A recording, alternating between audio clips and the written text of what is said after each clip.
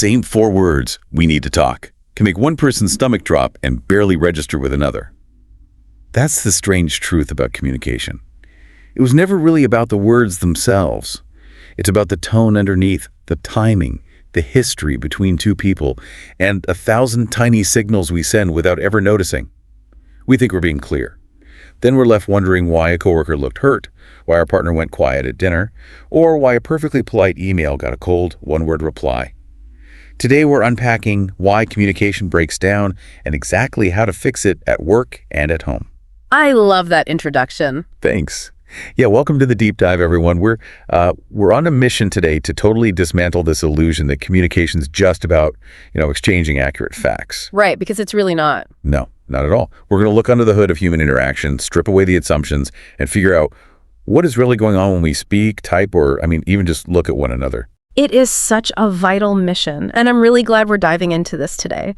Because the fundamental error we make, almost constantly, is treating communication like a simple data transfer. Right, like moving files. Yeah, exactly. We act as if one brain is a computer uploading a file to another computer over this, clean network. And if the file isn't corrupted, if the grammar is correct and the vocabulary is accurate, we just assume the transfer was successful. But human beings aren't computers. We are definitely not computers. Communication is an exchange between two incredibly complex nervous systems. Wow, yeah. 2 nervous systems. And those nervous systems are carrying around just a staggering amount of invisible baggage. They carry past insecurities, unique personal histories, immediate physical states like hunger or fatigue. Oh, totally. The hangry text. Right, and deep-seated cultural expectations too. So when you send a message, it has to pass through all of those chaotic filters before it even registers in the other person's mind. I really love that framing an exchange between 2 nervous systems. It completely changes how you view, like a simple morning greeting or a quick text message. It does. It makes you realize that every interaction is basically a collision of 2 completely different realities. Absolutely. And we're going to explore all of that today. We'll move from the myth of literal meaning into the traps of intimacy, looking at why we misread our favorite people. Which happens a lot. So much. And we'll dissect the hidden costs of reading the room, break down the micromechanics of tone and timing, face the silent killer of relationships, and navigate the digital void of written text. We've got a lot of ground to cover. We do. And finally, we will build a comprehensive, practical toolkit of habits to transform how you connect. By the end of this journey, the way you look at a casual conversation will be, fundamentally altered. But we really have to start by dismantling a very stubborn belief. Right. Okay, let's unpack this. We have to start at the foundation of all communication breakdowns, which is this pervasive belief that if we just say the words clearly, our job is done. Right. The idea that words are enough. Yeah. And I want to introduce a scenario that I think, honestly, every single person listening can relate to. Let's hear it. Okay, so let's look at a project manager named Marcus. Marcus prides himself on being efficient, straightforward, and direct. A typical manager profile. Very typical. He's managing a complex project, schedules shift as they always do, and he needs to update his team. Right. So he fires off a quick message to his teammate, Priya. The message reads, "Deadline moved to Friday. Let me know if that's an issue." Okay. Simple, unambiguous, grammatically flawless. On the surface, absolutely. If we analyze it purely as a string of text, Marcus has transmitted the necessary data. Right, the timeline changed. Yes, the timeline changed, and he's offered an avenue for feedback. But that is not how Priya receives it. Priya reads that message, and she does not feel invited to give feedback. Not at all. To her, it feels incredibly cold. It feels dismissive. It feels like Marcus is stepping onto a podium announcing a mandate. And that phrase, "let me know if that's an issue," it feels less like a genuine question and more like a dare. Oh, a dare. That's a good way to put it. Right. It feels like a closed door. Even though technically he asked for her opinion, the words on the screen were perfectly reasonable, but the subtext, the meaning that was implied rather than stated, felt entirely different. What's happening here is a clash between 2 linguistic concepts, literal meaning and pragmatic meaning. Okay, break that down for us. So the literal meaning is simply what the dictionary definitions of the words convey. It's just the data. But the pragmatic meaning is what the listener understands those words to mean in that specific context. Oh, okay. And those 2 meanings can be wildly divergent. Let me know if that's an issue, as a prime example. If you say that with a warm tone, a slight upward inflection, maybe a smile, The pragmatic meaning is genuine curiosity. Yes, genuine curiosity and support. But if you strip away the voice, strip away the facial expression, and just leave the raw text, the pragmatic meaning is entirely up to the receiver's nervous system to interpret. And quite often, they will interpret it as a thinly veiled warning. Almost always. It's like reading text without tone is like watching a tense movie scene with the soundtrack muted. Oh, I like that. Yeah, you see two characters talking, you know something significant is happening, but without the music telling you how to feel, your brain just has to guess the vibe. And human nature being what it is, our brains usually assume the vibe is a negative one. We brace for impact. That analogy hits the nail on the head, right? It really does. The soundtrack of our communication consists of vocal inflection, micro-expressions, posture, pacing, eye contact. All the stuff we miss on a screen. Right. When we communicate via text, email, or quick direct message, we are entirely muting the soundtrack. Yeah. Writing strips away nearly everything except the raw data, and nature abhors a vacuum. Right, so when the human brain encounters a lack of emotional data, it just rushes in to fill the silence. Exact. And it doesn't fill it with sunshine and rainbows, does it? I mean, from an evolutionary standpoint, if our ancestors heard a rustle in the bushes and didn't know what it was, the ones who assumed it was a tiger survived. Yes, the negativity bias. Right, the ones who assumed it was just the wind got eaten. So our nervous systems are literally hardwired for threat detection. When we get a toneless message, that ancient survival mechanism kicks in. It's a biological reflex. We don't assume our boss is having a busy day. We assume we're about to be fired. We don't assume our coworker is just laser focused on a task. We assume they're quietly furious with us. That biological imperative is the driving force here. The amygdala, the fear center of the brain, is always scanning for social threats. Always. In a tribal setting, being ostracized meant death. So, social friction registers as a survival threat. When Priya reads Marcus's toneless message, her amygdala flags it. Even though he didn't mean it that way. Right. Marcus wasn't trying to be cold, and Priya wasn't trying to be overly sensitive. They were just victims of the gap between literal and pragmatic meaning, which is exacerbated by a medium that doesn't support our evolutionary need for context. Which explains so much about modern workplace friction. I mean, so many conflicts start over a Slack message or an email. And it's not because people suddenly become ruder when they type. No, not usually. It's because the medium itself invites paranoia. We are throwing blank canvases at each other and letting the other person's anxieties paint the picture. That's a perfect way to describe it. So how do we fix this? For you listening, how do you prevent yourself from being a Marcus? There is a wonderfully simple, actionable takeaway for this. It is the 5-second test. The 5-second test is crucial. Yeah. Before you hit send on any message that could even remotely be read in multiple ways, read it back to yourself. But imagine it being read in the worst, most sarcastic, or coldest tone possible. Imagine your arch nemesis reading it. Yes. If it still sounds fine, go ahead and send it. But if it sounds sharp, curt, or ambiguous, you have to fix the soundtrack. You have to add a sentence of warmth.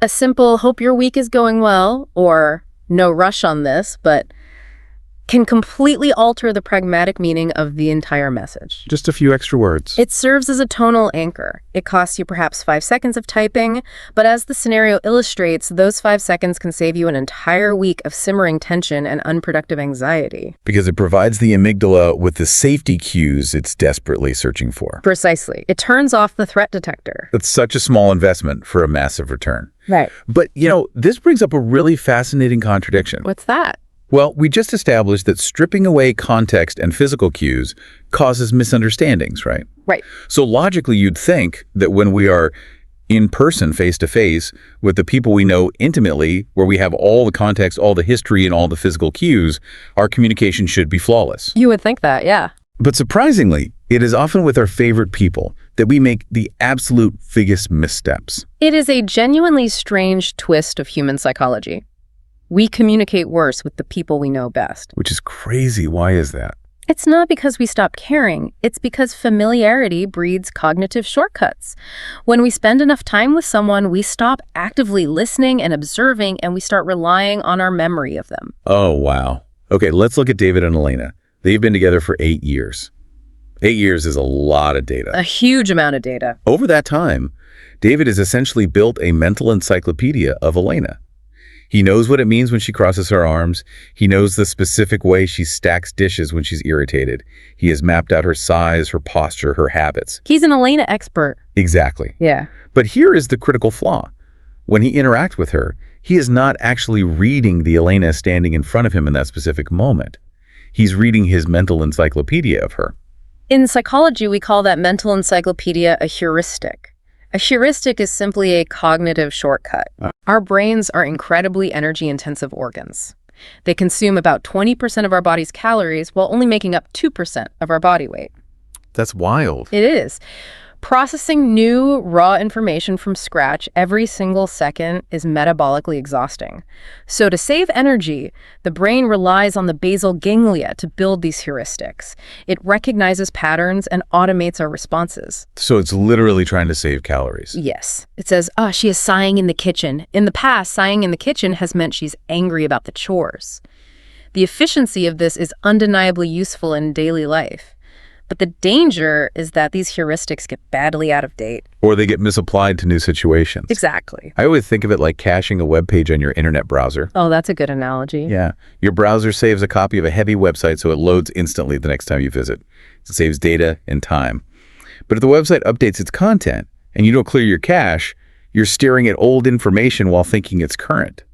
David is looking at a cached version of Elena. That is a perfect translation of the mechanism. He is reading the cached version. So one evening, Elena is cooking dinner, and she sighs. A deep, heavy sigh. David hears this, and his pattern recognition software immediately boots up. The heuristic kicks in. Right. His heuristic tells him, sigh in kitchen equals anger at me. He suddenly remembers he forgot to move the laundry to the dryer. He assumes she is furious about the laundry. So before Elena has even spoken a single word, David gets defensive. He braces for a fight. But the actual truth of that specific moment, Elena was just tired. She had a long day, her feet hurt, and she was staring at a pot of boiling water thinking about absolutely nothing. Happens to the best of us. Right. But because David reacted with a defensive tone based on his assumption, he accidentally triggers a real argument that never needed to happen. And this highlights the danger of relying on those cognitive shortcuts. You aren't interacting with the person. You are interacting with a ghost. You are interacting with a memory of a past argument. But wait, I have to push back on this a little bit. Go for it. Isn't anticipating your partner's needs supposed to be the hallmark of a great relationship? We're constantly told that true intimacy is being able to read each other's minds, to know what they need before they even ask. If I have to stop and verbally interrogate every single sigh or change in posture, doesn't that make the relationship feel a bit clinical? That's a really common concern. Doesn't that kill the romance of being deeply known? It's a fair question, but it's crucial to distinguish between being deeply known and being aggressively assumed upon. Aggressively assumed upon? Why not? Because efficiency is not the same thing as accuracy. Yes, anticipating a need, having a cup of coffee ready because you know they have an early meeting is wonderful. That is a positive heuristic. Okay, I see. But when it comes to internal emotional states, relying entirely on shortcuts is dangerous. The romance isn't killed by asking. The romance is killed by the unnecessary conflicts born from false assumptions. That is such a good point. True intimacy requires the humility to admit that your partner is a dynamic, changing human being, not a static character you have entirely figured out. Okay, that makes a lot of sense. You're respecting their complexity rather than flattening them into a predictable algorithm. Exactly. And this doesn't just happen in romantic relationships. This familiarity trap is everywhere in the workplace. Think about a colleague you've worked with for years. You're in a meeting, and you notice they're looking preoccupied. Staring out the window. Yeah, they're staring out the window. They're quiet. They seem distant. Because you know them, you assume you know why. You think, oh, they hated my presentation, or they are upset I got that project over them. We always center ourselves in the narrative. Always. We assume the worst explanation that involves us. We do. We're the main characters of our own lives, so we assume we are the main characters in everyone else's internal monologues too. Which is so arrogant when you think about it. It is. But the truth is usually far more mundane and far less personal. That colleague looking preoccupied, they might be operating on 2 hours of sleep. They might be waiting for a text from a doctor about a sick parent. Or they might just be trying to remember if they left the stove on. Exactly. When we rely on our heuristics to fill in the blanks, we create a false reality that dictates our subsequent behavior toward them. So the actionable takeaway here for you listening is surprisingly simple, but it requires a bit of vulnerability. You have to check your assumptions out loud. Bring the invisible script into the light. Yes. Instead of reacting to the story you just made up in your head, you simply ask. You say, hey, you seem a little tense. Is everything okay? Or is it just a long day? That phrasing works incredibly well because it's low stakes. It doesn't accuse them of being angry, which would just cause them to raise their defenses. Right, it gives them a way out. It offers them an out. Is it just a long day? It hands the other person the microphone and gives them a safe opportunity to clarify their internal state before your misunderstanding calcifies into a real, tangible conflict. It's about verifying, not just guessing, which naturally leads to the next hurdle. Because this reliance on mental shortcuts doesn't just happen in one-on-one relationships, it scales up. Oh, it scales up massively. When we enter a group setting, this tendency to guess leads to one of the most celebrated, but also most misunderstood professional skills out there, reading the room. Reading the room is treated as a superpower in corporate environments. Oh, big time. We praise leaders and communicators who have this intuitive sense of group dynamics, but what's fascinating here is that the hidden cost of reading the room is that it's highly fallible, entirely subjective, and deeply colored by our own personal baggage. I can actually vouch for this personally. Yeah. A few years ago, I was pitching a new show format to a room full of executives. I finished the pitch, and the room went dead silent. Everyone was just staring at their notepads. Uh-oh, the dreaded silence. It was terrifying. My brain immediately started reading the room, and based on my past experiences where silence meant rejection, I assumed they hated it, I started backtracking, softening my ideas, apologizing for it being too avant-garde. You started negotiating against yourself. I totally did. And later, my producer pulled me aside and said, "Why did you apologize?" They were quiet because they were writing down how to fund it. I completely projected my own insecurity onto their silence. That is a phenomenal example of projection. When we try to read a room, we rely heavily on mirror neurons, the brain cells that allow us to understand the actions and intentions of others. But they're not foolproof. No, because mirror neurons don't operate in a vacuum. They filter what they see through our own past experiences. You read your own history of rejection, not the reality of their contemplation. Let's talk about Sam. Sam is a new hire at a mid-sized marketing firm. He is eager, he is observant, and he wants to fit in. Which is a dangerous combination sometimes. Yes. During his first month, he sits in on several team meetings, and he is actively trying to read the room. What he notices is that the team is very quiet. When ideas are presented, nobody pushes back. Nobody debates. There is no friction. Okay. So Sam's internal heuristic, built from his past experiences, tells him, this is a culture that prioritizes harmony over debate. They do not like conflict. He takes that observation as a green light to adapt his own behavior. Spot on. He thinks he's being incredibly emotionally intelligent. So he starts softening all of his feedback. Whenever he has a critique, he wraps it in so much padding, so many caveats and polite phrases, that the actual point he is trying to make gets completely lost in the fluff. He thinks he's playing the game perfectly. He does. But 3 months later, his manager pulls him aside and says, "Stam, I need you to just tell me what you think. Directly. I cannot tell if you actually disagree with this campaign or if you are just being polite." This is the absolute failure of Sam's supposed superpower. He completely misread the room. He thought the quietness was a deeply ingrained cultural preference for harmony. But the reality was entirely different. The room wasn't anti-friction. The room was just new. Most of the team members were recent hires, just like him, and they were all still finding their footing. They were quiet because they were unsure, not because they hated debate. Exactly. And his manager, it turns out, deeply valued directness and found all of Sam's excessive hedging to be exhausting to decode. Just like I did in my pitch, Sam filtered the group dynamic through his own lens. Maybe at his last job, speaking up got you fired. Maybe he grew up in a household where friction was dangerous.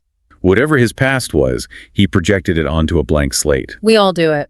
And this happens at home just as much as it happens at the office. Think about when your partner comes to you with a problem. They are venting about their day. You try to read the room. You guess whether they want you to jump in and solve the problem or if they just want you to listen and validate their feelings. And if you guess wrong, it is a disaster. Oh, a total disaster. Without a doubt. If they want validation and you offer a 10-point action plan, they feel dismissed. If they want help and you just nod and say that's tough, they feel unsupported. In both cases, silently guessing the dynamic in the background sets you up for failure. So the takeaway here is not to abandon your instincts entirely. The instinct to observe and adapt is valuable.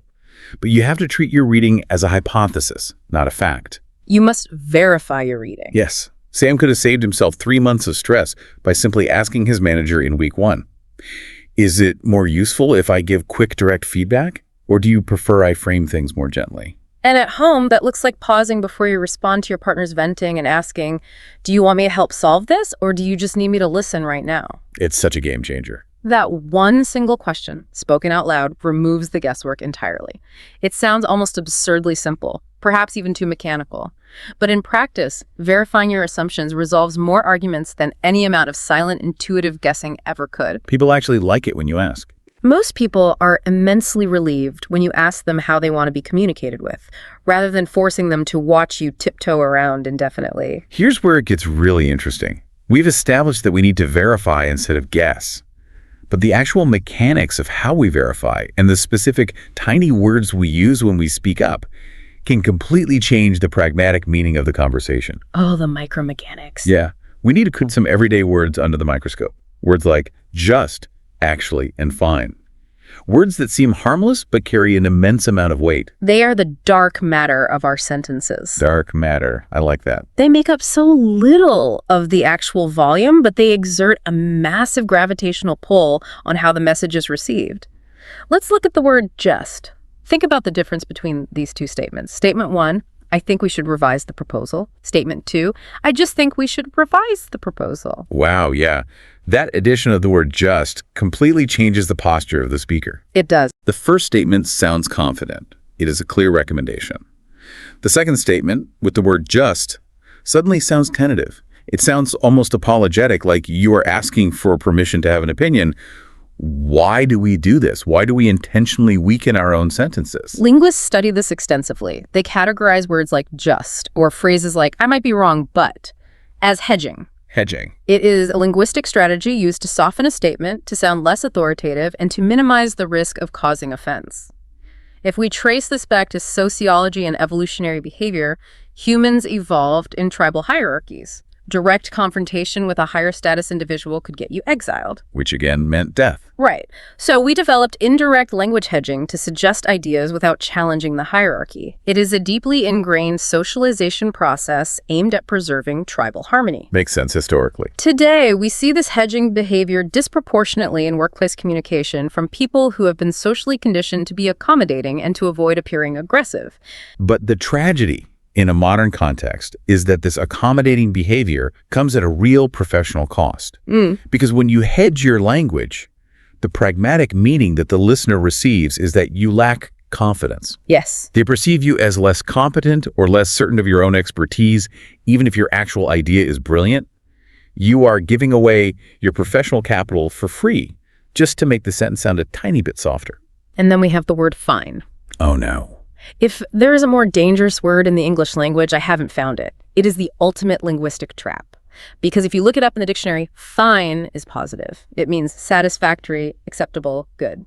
But culturally, fine is a massive red flag and is the ultimate Trojan horse. It really is. If someone asks how you are doing and you give them a genuine smile and say, I'm doing fine, that communicates contentment.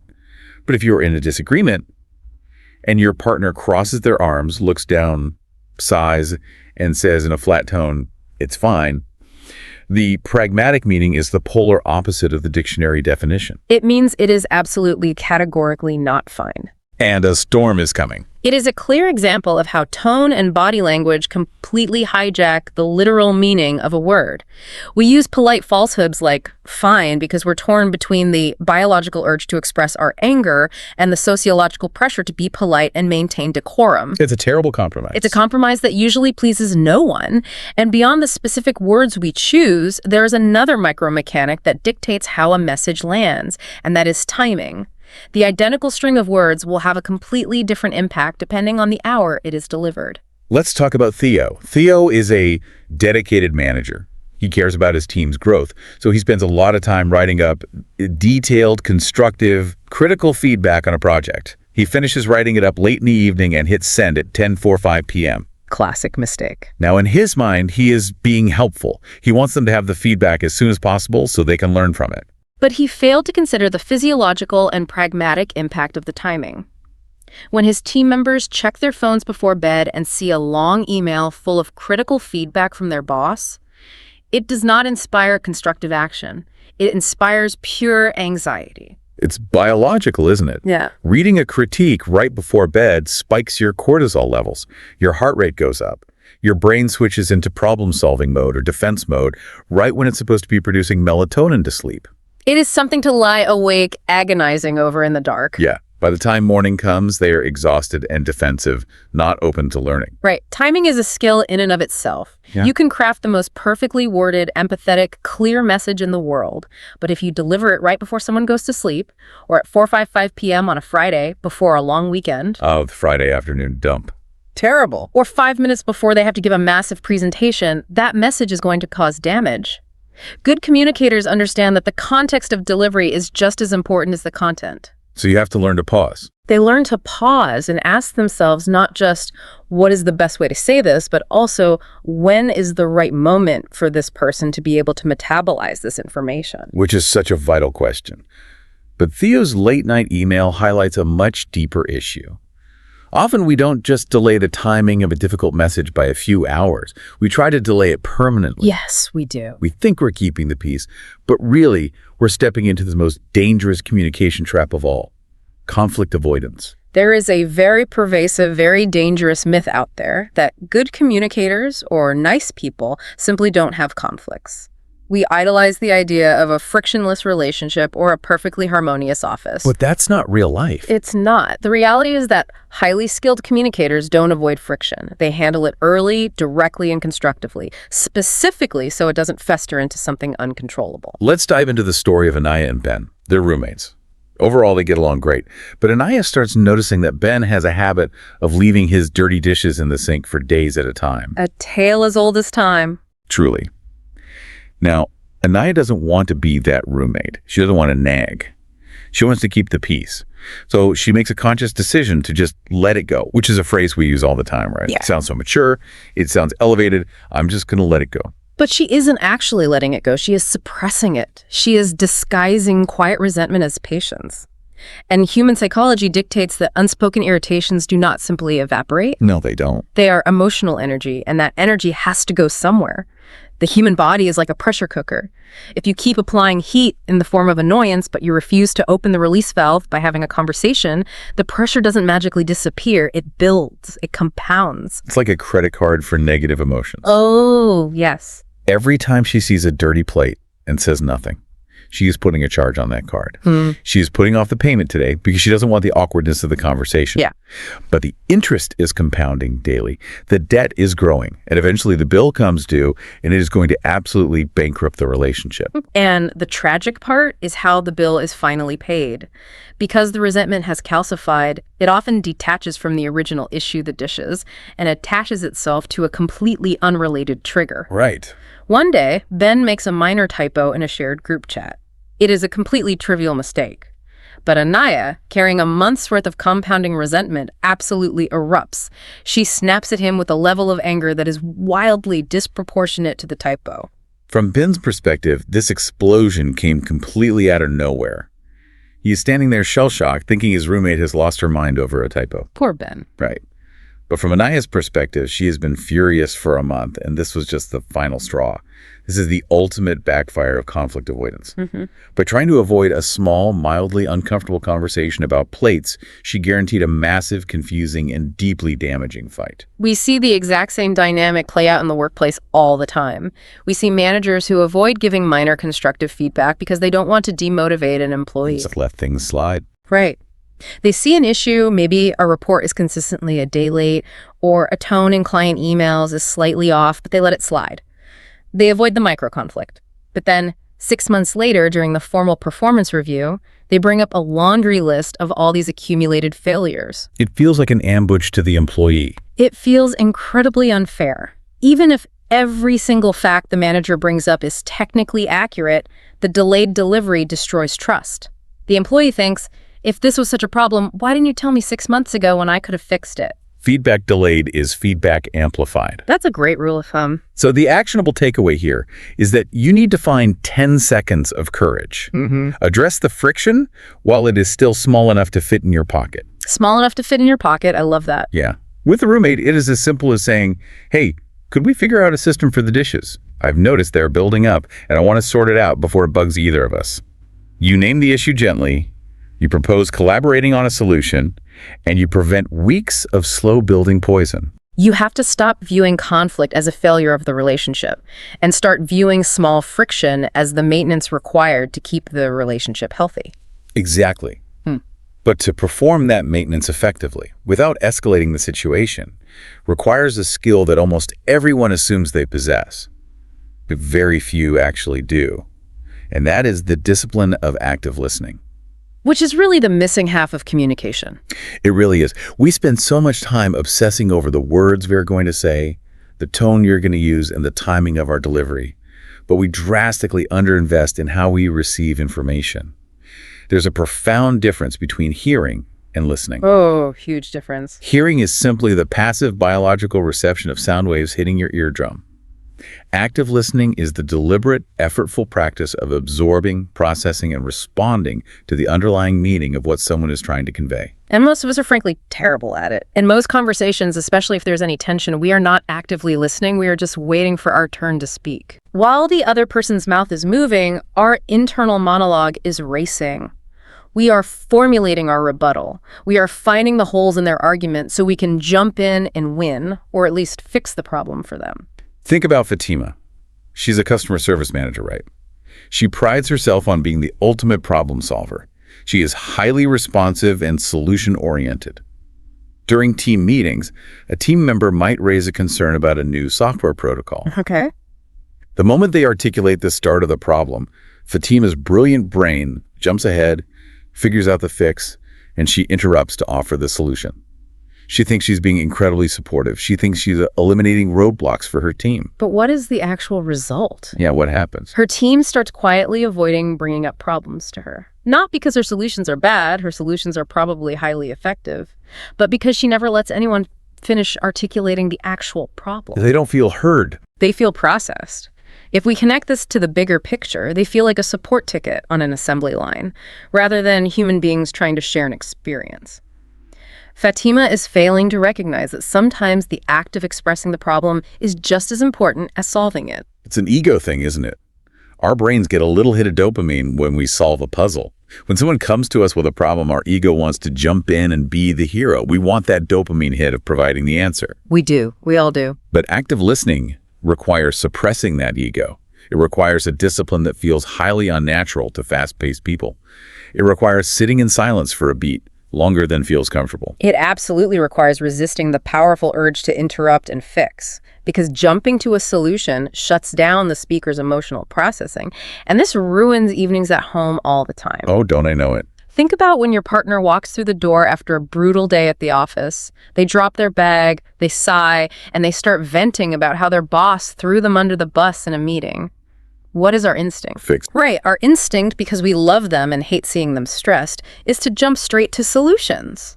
We say, well, why didn't you just tell your boss that? Or, you should go to HR tomorrow. Which lands terribly. Every time. It feels like criticism wrapped in a thinly veiled layer of support.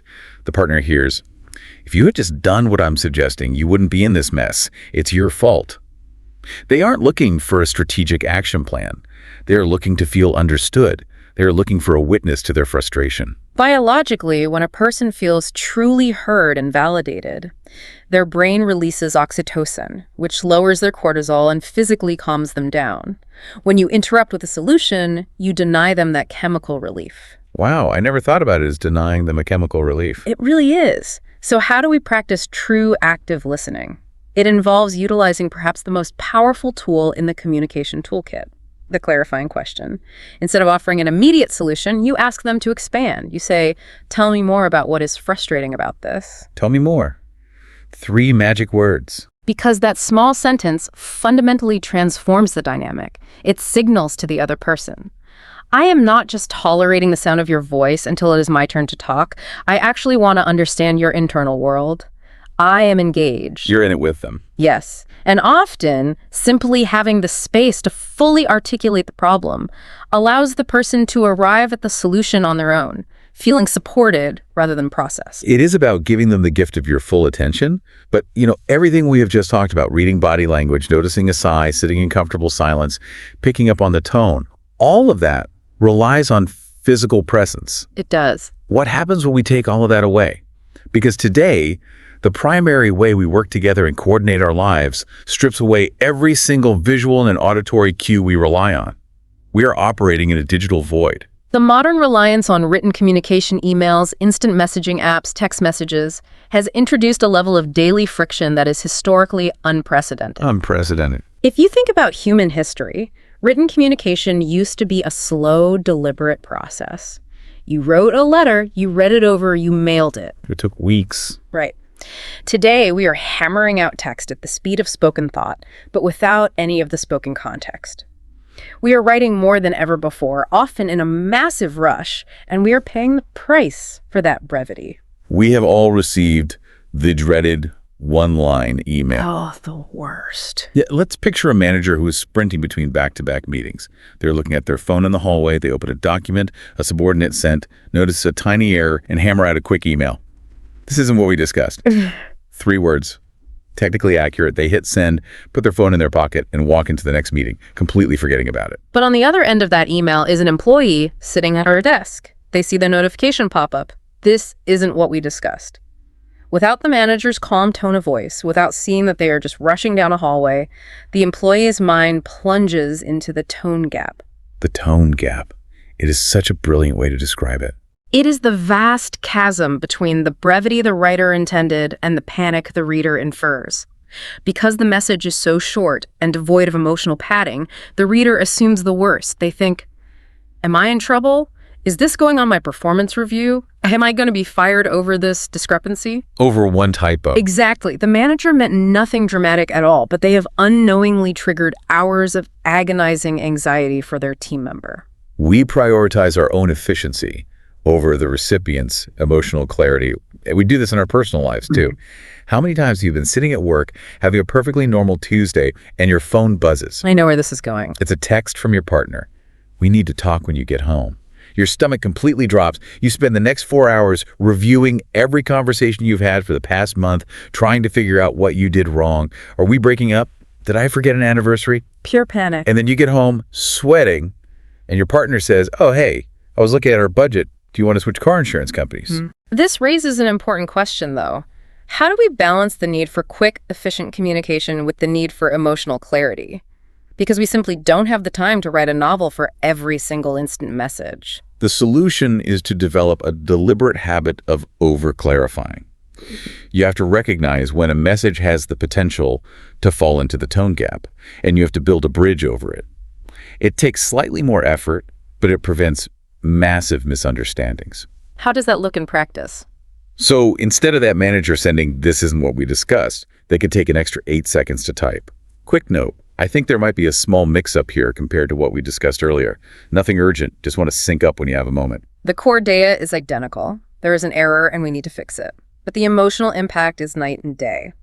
One causes an afternoon of panic, the other causes a mild mental note to check in later. And at home, instead of, we need to talk, you over-clarify by adding, nothing bad, just want to chat about something when you're back, no rush.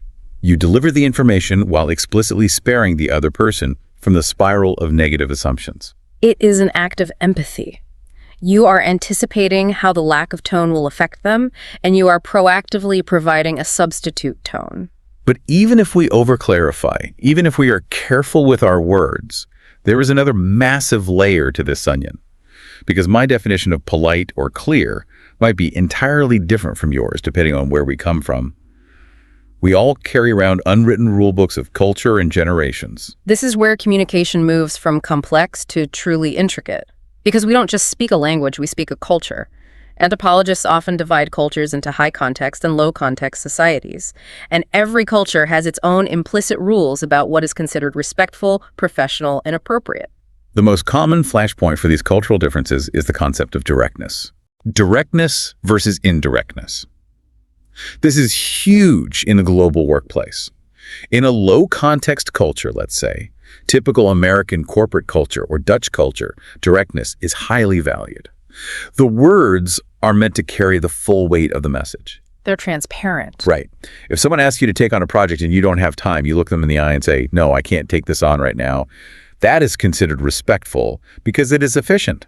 It saves everyone time. You aren't playing games. But in high-context cultures, particularly in parts of Asia, the Middle East, or Latin America, the context surrounding the words carries the meaning.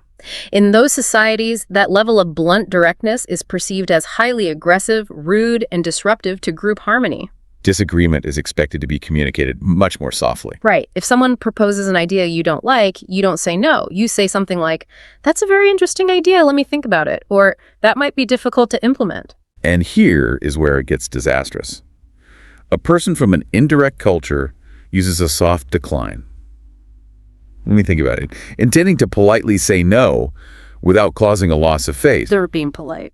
But an American manager operating on a direct rule book hears, "Let me think about it," and takes it completely literally. They think, great, they're open-minded, I'll follow up on Friday. Oh boy.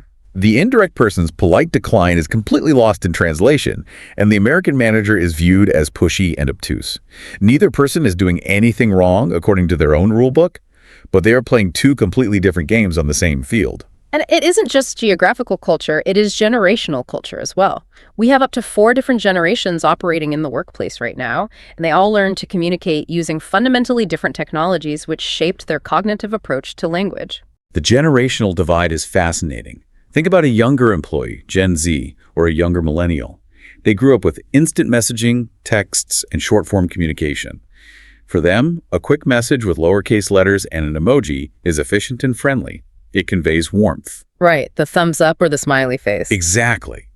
But an older executive receives that message, and their unwritten rulebook flags it as highly unprofessional, sloppy, and disrespectful. Conversely, that older executive might send a long, highly structured, formal email with a proper salutation and sign-off. To them, this demonstrates respect and professionalism. To the younger employee, that same email reads as cold, bureaucratic, and overly intense. They might even read it as passive-aggressive. Again, no one intends disrespect, but the friction is incredibly real. So what does this all mean? Do we all just have to throw our hands up and adopt one single universal style of communication? Do we force everyone to use emojis, or do we force everyone to write formal letters? No, not at all. Forcing a universal style is impossible and strips a team of its diverse perspectives. The solution is something researchers call meta-communication. It simply means communicating about how you communicate. Having the conversation about the conversation. Exactly. It is stepping outside the interaction to lay the ground rules. So instead of assuming everyone shares your unwritten rulebook, you explicitly write a shared rulebook for your specific team or family. You sit down and ask, how do people here prefer to receive feedback? Are we a team that values blunt directness, or do we prefer things framed more gently? When we use Slack, are emojis considered okay, or do we want to keep it formal? You bring the implicit rules into the explicit light.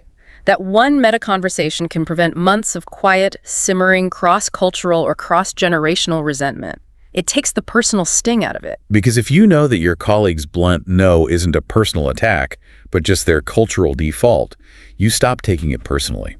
Okay, we have covered an immense amount of ground today. We have looked at literal meaning, familiarity traps, reading the room, timing, avoidance, listening, the digital void, and cultural rulebooks. I want to pull all of this together by building a practical toolkit. A cheat sheet, basically. Yeah, because these breakdowns we've discussed are not dramatic moral failings. They are tiny, repeated missteps, which means the fixes are equally small habits that compound over time. Let's walk through a complex scenario and apply all 5 tools from our ultimate toolkit sequentially to see how this works in the real world. Let's set the stage. Let's imagine a classic cross-departmental conflict.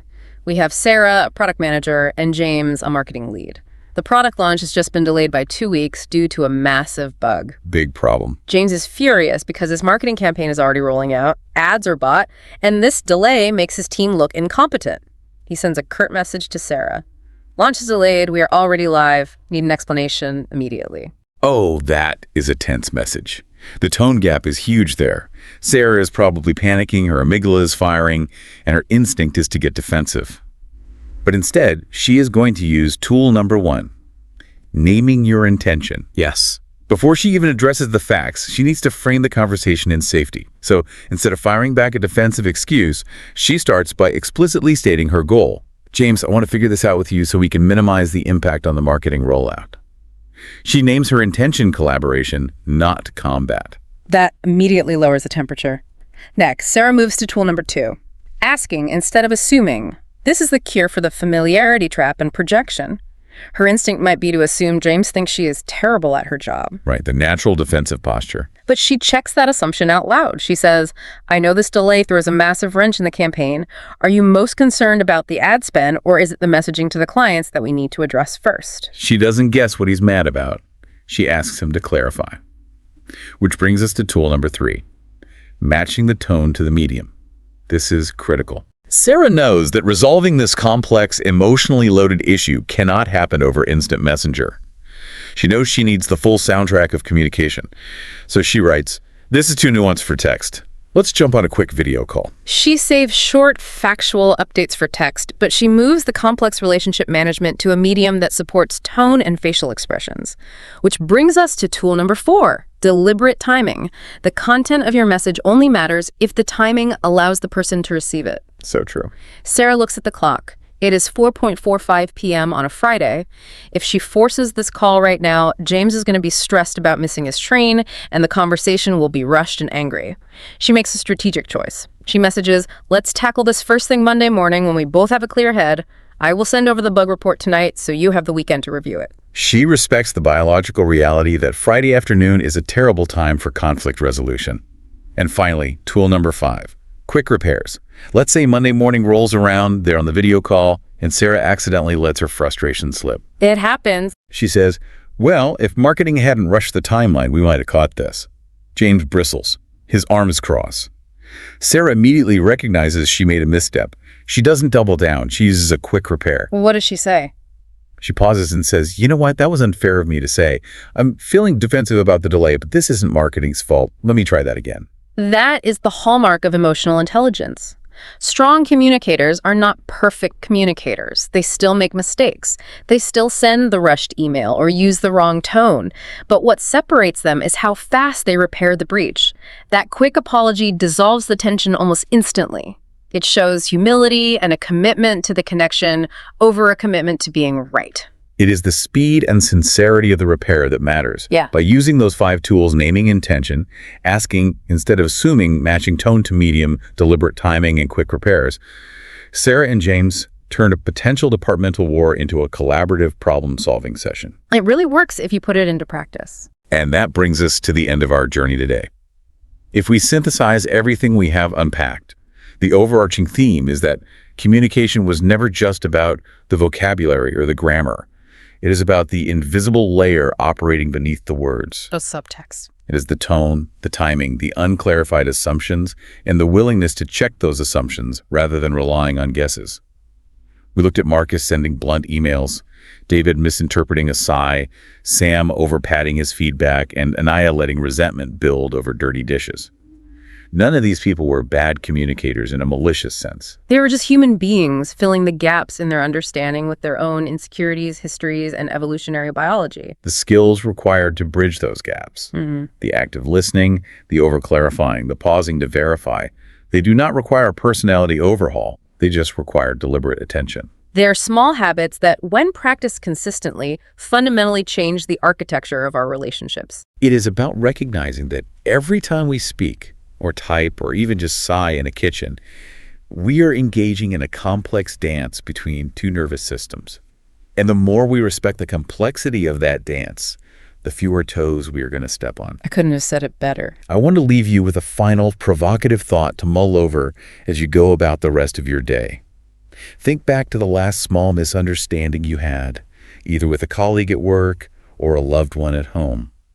When you really strip it down, was that friction actually about the specific words that were said? Probably not. Or was it really about a quiet, invisible assumption that neither of you had the courage to check out loud? Think about it. Thank you so much for joining us on this deep dive today. If you found value in this conversation, please take a second to like, share, and subscribe to this YouTube channel so we can keep bringing you these conversations. Until next time, keep asking questions and keep checking your assumptions.